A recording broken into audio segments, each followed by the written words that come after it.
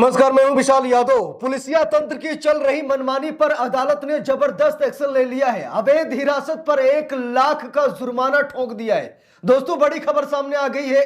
यह समझिए कि दिल को गदगद कर देने वाली खबर सामने आ गई है। हम सभी लोगों को अच्छी तरीके से मालूम है कि अवैध हिरासत से लोग परेशान हैं।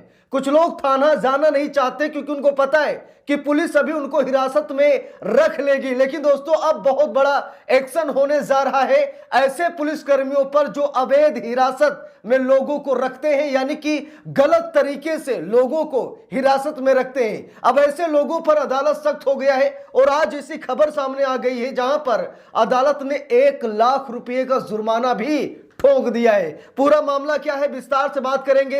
हर खबर ब्रेकिंग न्यूज नहीं होती है, कुछ खबर हम सभी लोगों की रोजमर्रा से जुड़ी होती है।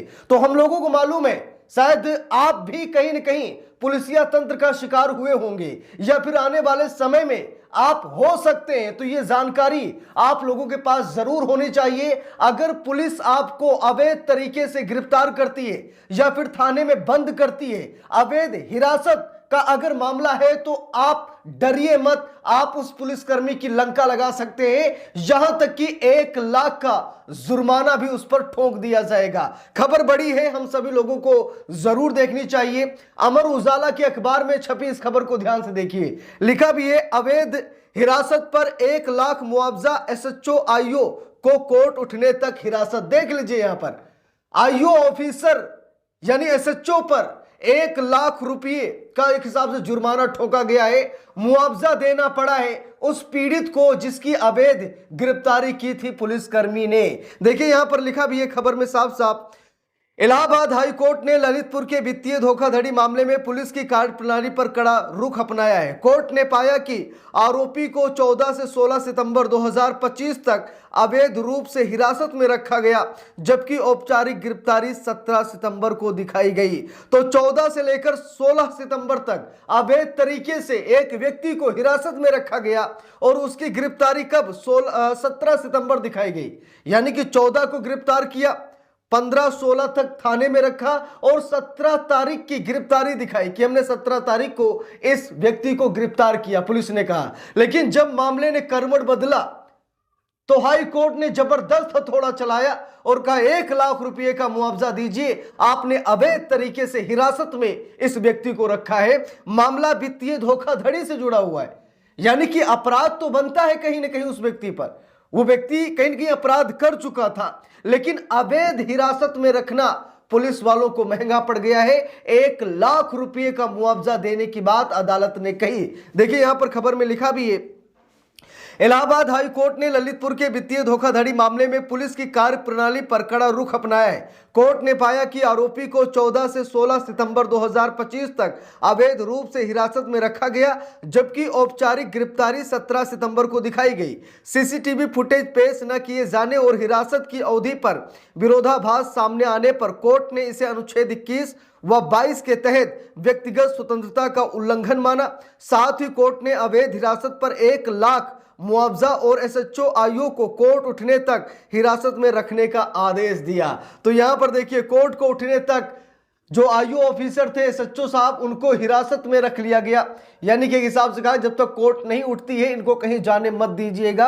और 1 लाख रुपए का मुआवजा उस व्यक्ति को देना पड़ेगा जिसको अवैध तरीके से हिरासत में इन पुलिस वालों ने रखा। देखिए, लिखा भी है खबर में, यह आदेश न्यायमूर्ति अरुण कुमार सिंह देसवाल की एकल पीठ ने शानू उर्फ राशिद की ओर से दायर याचिका पर सुनवाई करते हुए दिया। अभियोजन के अनुसार आरोपी ने सह आरोपियों के साथ मिलकर लोन धारकों के नाम पर खाते खुलवाए और बजाज फाइनेंस लिमिटेड से स्वीकृत ऋण राशि में उनमें ट्रांसफर कराई। आरोप है कि अधिकांश रकम निकाल ली गई और लोन धारकों को बहुत कम धन दिया गया। इसी मामले में आरोपी के खिलाफ कोतवाली ललितपुर में मुकदमा दर्ज किया गया था। सुनवाई के दौरान मुख्य न्यायिक मजिस्ट्रेट ललितपुर के बार बार आदेश के बावजूद 14-15 सितंबर 2025 के सीसीटीवी फुटेज पेश न करने पर कोर्ट ने सख्ती दिखाई। साथ ही सुप्रीम कोर्ट के फैसलों, परमवीर सिंह सैनी और डीके बसु के निर्देशों का हवाला देते हुए एसएचओ का एसएचओ व विवेचक को अवमानना का दोषी ठहराया। साथ ही दोनों को कोर्ट उठने तक हिरासत में रखने का आदेश दिया।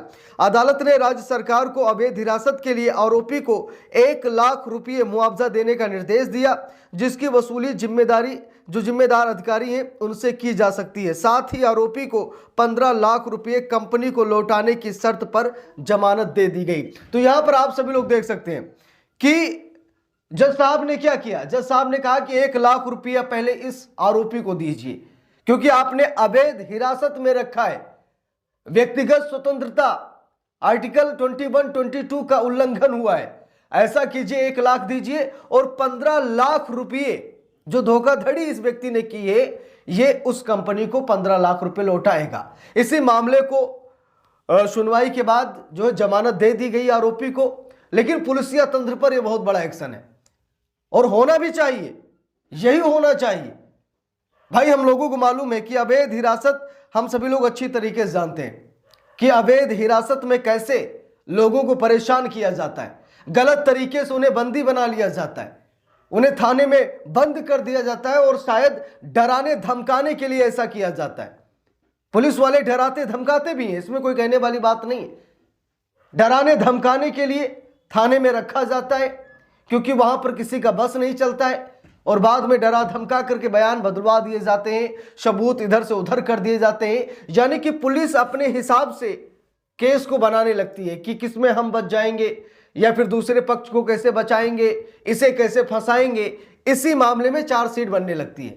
यह हम सभी लोग अच्छी तरीके से जानते हैं, ठीक है। लेकिन आज अदालत ने, आज हाई कोर्ट ने कहीं ना कहीं जबरदस्त एक्शन लिया है। इलाहाबाद हाई कोर्ट के इस फैसले को पूरा देश सलाम करता है। पुलिसिया तंत्र हावी ना हो देश पर, मानव पर, उनके अधिकारों पर। इसके लिए कानून का भय होना ही चाहिए हर किसी में, चाहे पुलिसकर्मी हो, कोई बड़ा अधिकारी हो या कोई आम इंसान हो। हर व्यक्ति में कानून का डर होना चाहिए। अगर हम कुछ करेंगे तो कानून हमें नहीं छोड़ेगा।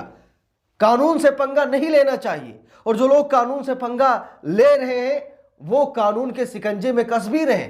आज नहीं तो कल, कल नहीं तो परसों वो कसे ही जाएंगे। इसीलिए कानून को अपनाना है। कानून बहुत अच्छा है, इसे समझना है, लोगों को समझाना है, ना कि इसका दुरुपयोग करना है। अब देख लीजिए, एसएचओ साहब फंस गए। 1 लाख रुपये का मुआवजा इन्हें देना पड़ेगा।